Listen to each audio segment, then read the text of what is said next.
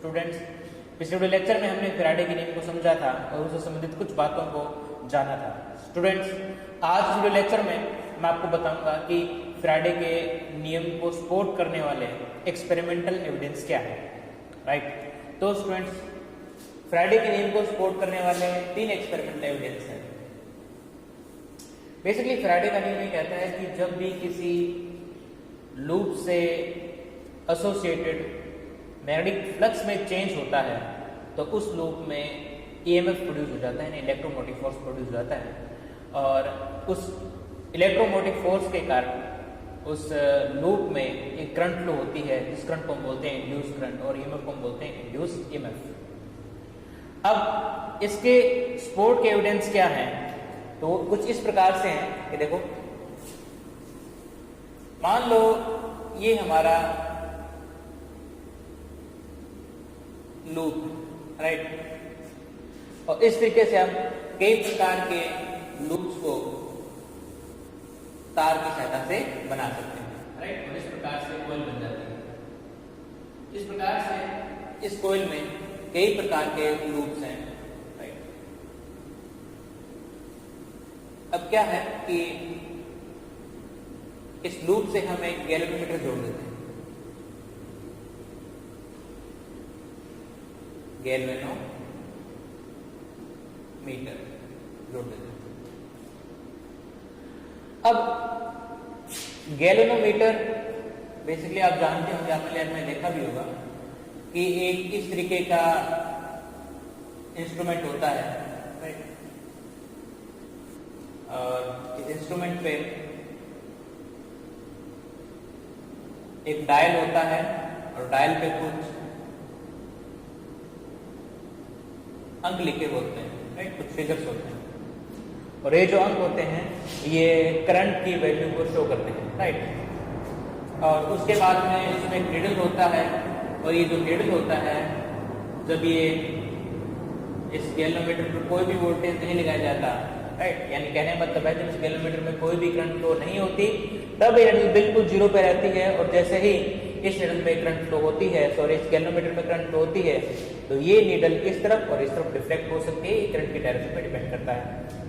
यदि करंट इस डायरेक्शन में फ्लो हो रही है तो जो नीडल होगा वो इस तरफ चला जाएगा।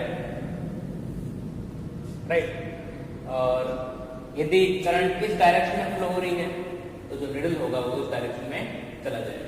राइट, बेसिकली गैल्वेनोमीटर जो है, जिसको हम हिंदी में धारामापी बोलते हैं, इसका बेसिक काम ये है कि ये करंट की डायरेक्शन को बताता है। राइट, और साथ ही साथ करंट की जो वैल्यू है उसको भी बता सकता है। तो अब करंट की डायरेक्शन को ज्ञात करने के लिए हम यहाँ पर एक गैल्वेनोमीटर लगा देंगे और गैल्वेनोमीटर पहले 0 पर। अब देखो, कुंडली में यानी कोयल में 2 भाग होते हैं, एक अंदर वाला भाग और दूसरा बाहर वाला भाग। राइट, यदि हम कोयल को सीधा इस तरीके से बना दें तो ये आप कंफ्यूज हो जाओगे कि इसका अंदर वाला पार्ट कौन सा है, बाहर वाला पार्ट कौन सा है, क्योंकि यदि आप इस तरफ से देखोगे तो ये पार्ट आपको बाहर दिखाई देगा और ये पार्ट आपको अंदर दिखाई देगा। यदि आप इस तरफ से देखोगे तो ये पार्ट आपको बाहर दिखाई देगा, ये पार्ट इसको अंदर दिखाई देगा।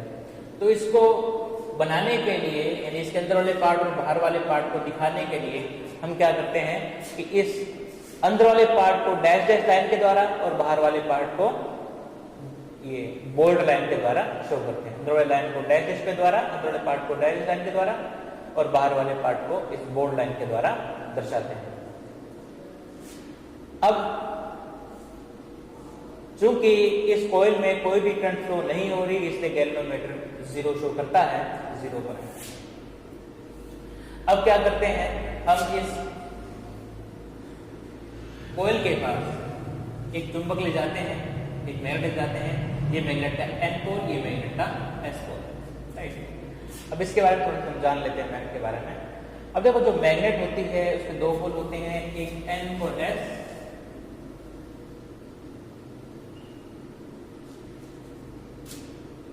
मैग्नेटिक लाइंस N से शुरू होती हैं और स्पेस में ट्रेवल करती हुई S पर आ जाती हैं। राइट, और उसके बाद में मैग्नेट के अंदर S से N की ओर चलती है।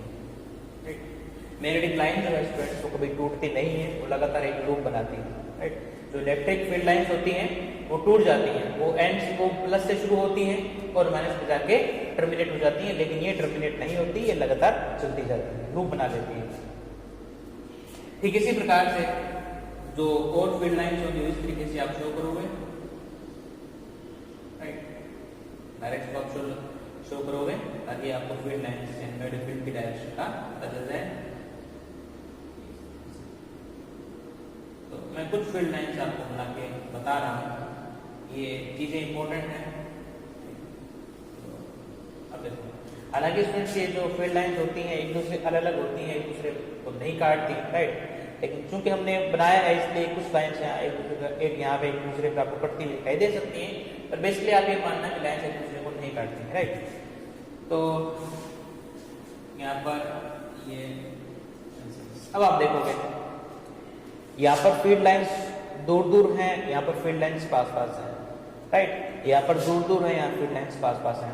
जहां पर फील्ड लाइंस पास पास आ जाती हैं वहां पर मैग्नेटिक फील्ड बढ़ जाता है, राइट, और जहां पर मैग्नेटिक फील्ड लाइंस दूर दूर जाती हैं वहां पर मैग्नेटिक फील्ड कम हो जाता है, राइट। इसका मतलब ये है कि यहाँ पर मैग्नेटिक फील्ड ज्यादा है और यहाँ पर मैग्नेटिक फील्ड कम है, राइट। यदि हम किसी पर्टिकुलर एरिया की बात करें, राइट, तो किसी पर्टिकुलर एरिया के लिए यहाँ पर मैग्नेटिक फील्ड कम है और यहाँ पर मैग्नेटिक फील्ड ज्यादा है। तो अब हम क्या करते हैं, एक क्वांटिटी डिफाइन करते हैं, उसको हम बोलते हैं फ्लक्स, राइट। फ्लक्स जो होगा वो बेसिकली किसी लूप में कितनी फील्ड लाइंस क्रॉस कर रही हैं, पार कर रही हैं, उसको बताता है। क्या करते हैं कि जो फ्लक्स होता है वो बेसिकली किसी लूप से कितनी फील्ड लाइंस क्रॉस कर रही हैं उनकी संख्या को बताता है, राइट। तो अब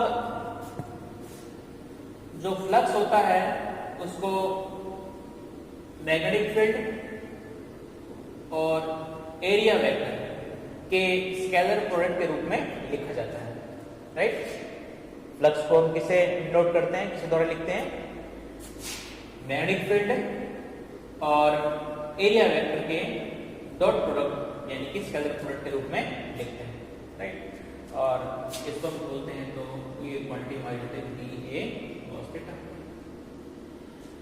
इस फ्लक्स का जो यूनिट होती है वो होती है टेस्ला मीटर स्क्वायर, क्योंकि मैग्नेटिक फील्ड का जो यूनिट होती है वो टेस्ला होती है, एरिया का मीटर स्क्वायर होता है, इसलिए इसकी यूनिट होगी टेस्ला मीटर स्क्वायर।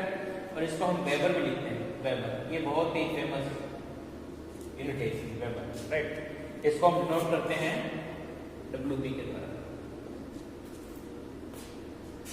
अब यदि आप कोई एरिया ले लो और मान लो आपने ये रिंग ले ली और इस रिंग का एरिया ए है, अब आप देखोगे कि जब ये रिंग इस एन पोल के पास होती है उस केस में इससे गुजरने वाली फील्ड लाइंस कितनी है, 1 2 3 4 5 गुजर रही है इससे, ठीक है। यदि सेम यदि आप यहां पर ले लो तो आप देखोगे कि यहाँ पर फील्ड लाइंस कम गुजर रही है, यहाँ पर जो फील्ड लाइन गुजर रही है वो 1 2 3 है, राइट।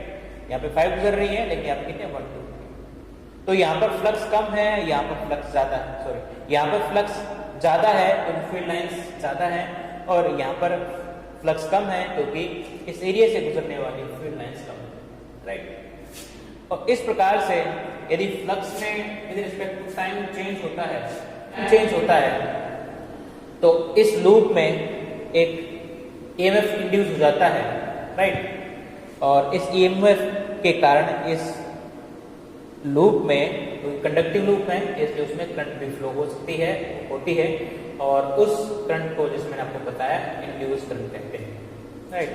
तो ये बेसिकली इसका फंडा है। आपको तो क्या ध्यान रखना है, एक तो field lines, right, field lines, और उसका मैं आपको ध्यान रखना है फ्लक्स का, राइट, उसका ध्यान रखना है गैल्वेनोमीटर का, राइट। तो ये सब चीजें आपको एक बार ध्यान रखनी है।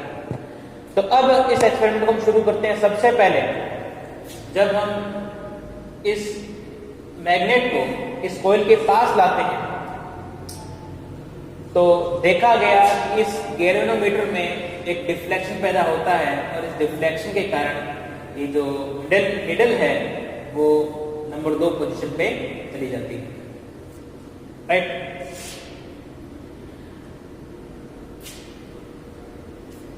जब आप इसको पास लाओगे तो जो निडल है डिफ्लेक्ट होकर नंबर 2 पर चली जाएगी, राइट। जैसा ही ये मैग्नेट रुकेगा ठीक उसी वक्त ये जो निडल है वापस 0 पर चली जाएगी। उसके बाद में जब आप इसको पीछे की तरफ खींचोगे, मैग्नेट को पीछे की तरफ खींचोगे तो इस गैल्वेनोमीटर में एक बार फिर से डिफ्लेक्शन आएगा, लेकिन ये जो डिफ्लेक्शन होगा जो अब आएगा वो पहले की तुलना में अपोजिट होगा। तो अब ये जो डिफ्लेक्शन होगा ये इस तरफ होगा, नंबर 1 पर, राइट। इसका मतलब क्या होगा कि जब आप इस मैग्नेट को इस कॉइल के पास ले जाओगे तब डिफ्लेक्शन पैदा होगा और डिफ्लेक्शन इस तरफ होगा, और जब आप इस मैग्नेट को इस कॉइल से दूर ले जाओगे तब भी डिफ्लेक्शन पैदा होगा, लेकिन वो जो डिफ्लेक्शन होगा वो पहले के अपोजिट होगा और वो इस डायरेक्शन में होगा, राइट। तो पहला एविडेंस। अब हो क्या रहा है यहाँ पे फ्लक्स चेंज कैसे हो रहा है स्टूडेंट्स? मैंने आपको यहाँ पर बताया कि जो फील्ड लाइंस होती हैं ये एन पोल के पास बहुत ज्यादा हो जाती हैं, तो एस पोल के पास भी बहुत ज्यादा हो जाती है, राइट। लेकिन जैसे जैसे आप मैग्नेट से दूर जाओगे फील्ड लाइंस की संख्या में कमी आती जाएगी, राइट। अब देखो इस तरीके से मान लेते हैं कि ये जो मैग्नेट है हमारी ये स्थिर है, राइट, और इसको हमने आगे पीछे मूव नहीं किया है। उस केस में क्या है कि जो फील्ड लाइंस हमारी है इस तरीके से जा रही है,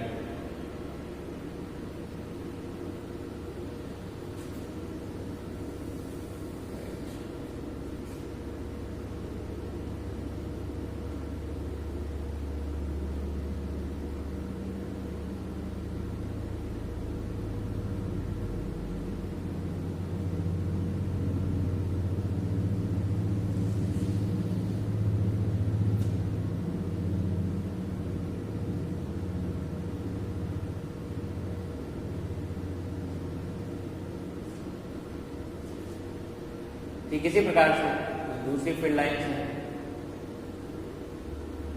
वो इस तरीके से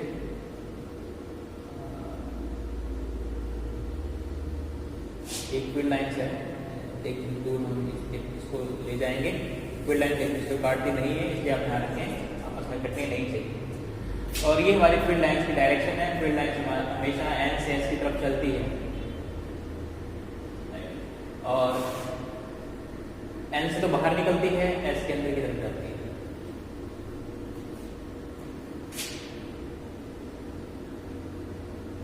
और ये कुछ फील्ड लाइंस और हैं।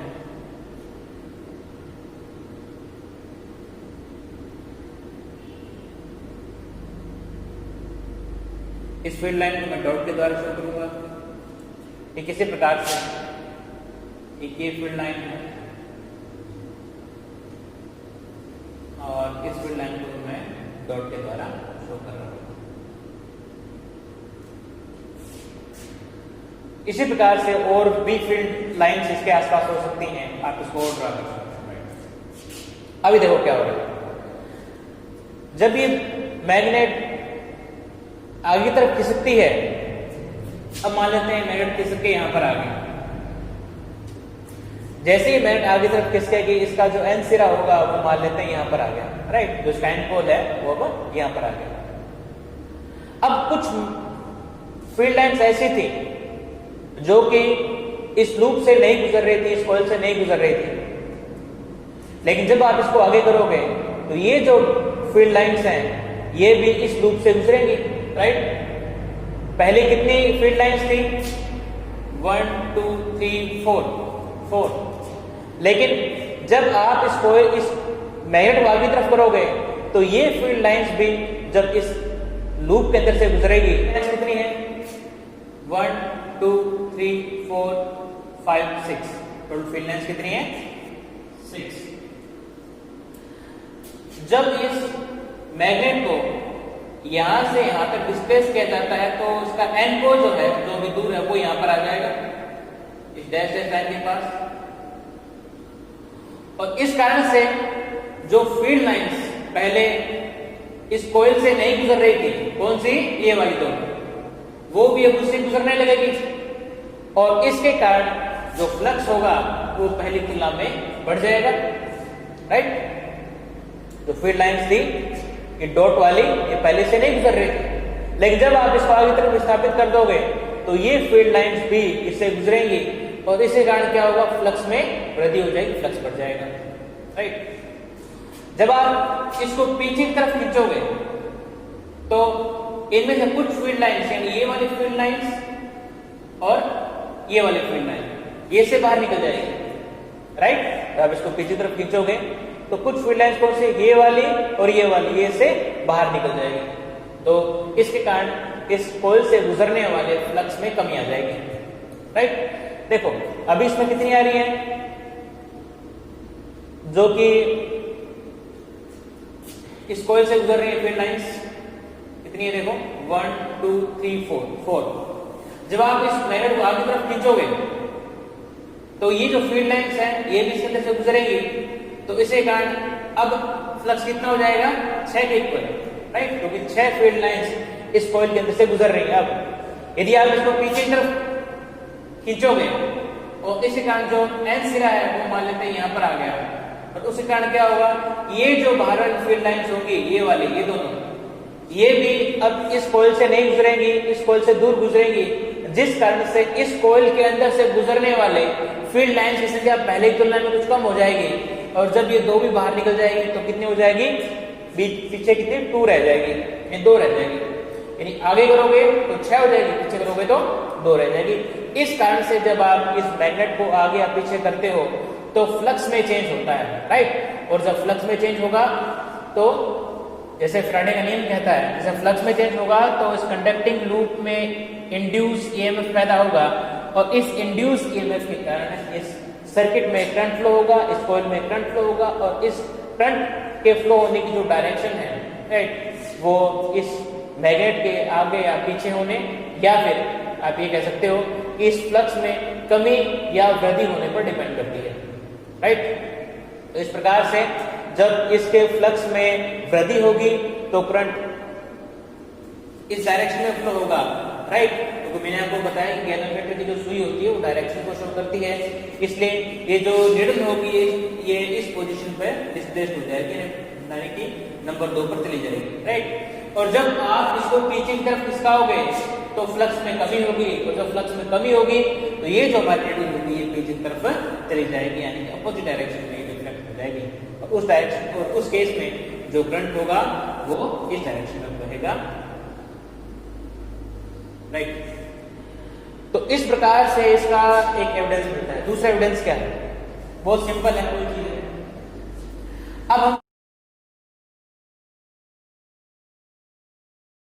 अब फैराडे का दूसरा एक्सपेरिमेंट है, उसमें जो कॉइल होगी वो मूव करेगी और मैग्नेट स्थिर रहेगी।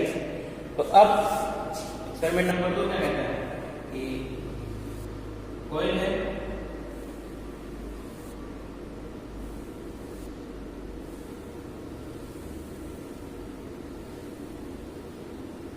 राइट, और इस कॉइल से एक गैल्वेनोमीटर जुड़ा हुआ है, और इसमें जो नीडल है वो भी 0 है, और यहां पर एक मैग्नेट है। स्टूडेंट्स अब आप यहां पर ध्यान देंगे कि यहां पर मैंने जो फील्ड लाइंस है उसको मैग्नेट के अंदर ड्रॉ नहीं किया है, लेकिन आपको ये ड्रॉ करना है। मैंने ऐसा इसलिए किया है ताकि अंदर का जो एरिया है वो खाली रहे और आपको एन और एस का पता लगे, राइट, ताकि आपको जो ये जो डायग्राम है कंफ्यूजिंग ना लगे, सिंपलिसिटी बनी रहे, इसलिए मैंने अंदर फील्ड लाइंस को शो नहीं किया है। आपको ये एग्जाम के टाइम में शो करना है।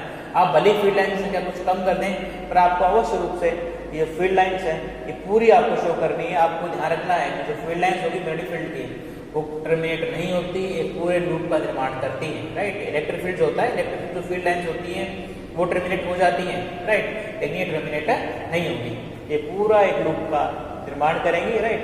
तो इसके अंदर भी आपको इस तरीके से देखो, जैसे मैंने इसको शो कर रखा है, ये जो लूप है, जो फील्ड लाइन है, इस तरीके से मूव करती हुई एस तक पहुंचती है, और उसके बाद में मैग्नेट के अंदर एस से एन की ओर मूव करती है, राइट। तो इस प्रकार से ये जो फील्ड लाइन है ये पूरा लूप तैयार करती है। आपको चीज ध्यान रखनी है, राइट। अब देखो यहाँ पर एन है और यहाँ पर एस है। इस डायग्राम में मैं पूरी फील्ड लाइंस बनाऊंगा। ये फील्ड लाइन है, राइट। आप देखोगे पूरा लूप बना रही है एन से एस के। ये फील्ड लाइन पर एक पूरा लूप बनाएगी और ये आपको ध्यान रखना है कि मेरी फील्ड लाइंस आपस में काटती नहीं है। तो आप ये भी ध्यान रखें कि मेरी फील्ड लाइंस आप वहाँ पे एक दूसरे के साथ काट ना दें, नहीं तो आपका डायग्राम गलत बन जाएगा।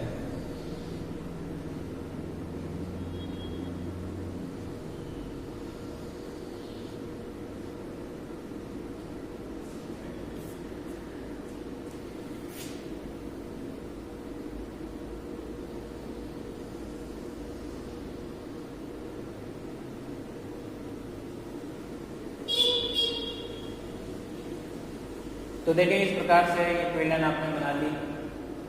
अब देखो टोटल फील्ड लाइंस कितनी है, 1 2 3, राइट। और यहाँ पर 4 5 फील्ड लाइंस है। मान लो जब आप इस मैग्नेट को स्थिर रखते हुए इस कॉइल को आगे की तरफ खिसकाओगे, तो जब ये कॉइल आगे की तरफ खिसकेगी, जितनी ज्यादा ये कॉइल एन की तरफ जाएगी उतनी ज्यादा फील्ड लाइंस इन कॉइल्स के लूप्स में से फ्लो होगी, राइट। और इसके कारण क्या होगा कि फ्लक्स में वृद्धि हो जाएगी। और जब फ्लक्स में वृद्धि होगी तो फ्लक्स चेंज हो रहा है, राइट। इसके कारण फ्लक्स में वृद्धि नहीं होगा, फ्लक्स चेंज हो रहा है, पहले तो बढ़ रहा है। अब इसके कारण क्या होगा कि इस कॉइल में एक ईएमएफ इंड्यूस हो जाएगा और इस ईएमएफ के कारण इस कॉइल में एक करंट फ्लो होगी, राइट। और उस करंट फ्लो होने के कारण गैल्वेनोमीटर की जो नीडल होगी वो डिफ्लेक्ट हो जाएगी, राइट। और वो इस डायरेक्शन में डिफ्लेक्ट हो जाएगी। कब होगा कि जब ये कॉइल जो है आगे की तरफ मूव करेगा, राइट। ठीक इसी प्रकार से जब ये कॉइल पीछे की तरफ मूव करेगी तो फील्ड लाइंस की संख्या कम हो जाएगी, राइट। क्यों? क्योंकि ये जो कॉइल होगी ये एन से दूर जाएगी। और आपको पता है कि जब कोई लूप मैग्नेट से दूर जाता है तो उस लूप से गुजरने वाले फील्ड लाइंस की संख्या कमी आ जाती है, राइट। जो फील्ड लाइंस होगी वो कम गुजरेंगी उस लूप से और उसके कारण फ्लक्स में कमी आएगी। और जब फ्लक्स में कमी आएगी तो इस कमी के कारण इस लूप में एक बार फिर से इंड्यूस ईएमएफ होगा, पैदा हो जाएगा। और इस इंड्यूस ईएमएफ के कारण इस लूप में एक इंड्यूस करंट फ्लो होगी और इस करंट फ्लो होने का गैल्वेनोमीटर में एक बार फिर से विक्षेप आएगा, डिफ्लेक्शन आएगा। और ये जो डिफ्लेक्शन होगा ये पहले की तुलना में अपोजिट होगा। तो इस प्रकार से ये जो डिफ्लेक्शन होगा वो पहले की तुलना में अपोजिट यानी इस तरफ है, सेम वही का वही है, राइट। बस इसमें आप क्या कर रहे हो, इसमें आप जो मैग्नेट है उसको आगे तरफ कर रहे हो, तो इसमें जो कॉइल है उसको आगे या पीछे तरफ कर रहे हो, राइट। तो इस प्रकार से आपने देखा कि जब मैग्नेट को स्थिर रखते हुए कॉइल को आगे या पीछे किया जाता है तो भी इस लूप में एक ईएमएफ इंड्यूस होता है और ईएमएफ के कारण एक इंड्यूस करंट फ्लो होती है, राइट। और तीसरा एक्सपेरिमेंट है वो इस प्रकार से है कि अब हम क्या करेंगे कि इस कॉइल के साथ दूसरी कॉइल रख देंगे और उस दूसरी कॉइल में जो करंट का फ्लो है उसको कम या ज्यादा करेंगे, राइट। उसको हम चेंज करेंगे। देखो तीसरा एक्सपेरिमेंट क्या कहता है, इसको मैं ही बना देता हूं। हम वही कॉइल लेंगे और इस कॉइल के पास में हम एक इलेक्ट्रोमैग्नेट रख देंगे, राइट। और इस इलेक्ट्रोमैग्नेट में जो करंट है उसकी मात्रा को हम कम या ज्यादा कर सकते हैं रियोस्टेट की सहायता से। ये है हमारी कॉइल, ये जुड़ा हुआ गैल्वेनोमीटर और ये उसकी नीडल, राइट। और ये हमारा इलेक्ट्रोमैग्नेट और ये इलेक्ट्रोमैग्नेट की कॉइल है। आपको पता है कि जब भी किसी कॉइल में करंट फ्लो होता है तो मैग्नेट बन जाती है, राइट। यानी जब किसी कॉइल में करंट फ्लो होता है तो इस करंट फ्लो होने के कारण ये मैग्नेट एक चुंबक बन जाती है, राइट। और ये अपना मैग्नेटिक फील्ड क्रिएट कर देती है। अब मान लेते हैं ये वोल्टेज आप चेंज कर सकते हो, राइट। तो अब देखो दोनों जो कॉइल्स हैं वो स्थिर अवस्था में है, आपने दोनों बीच की डिस्टेंस चेंज नहीं की।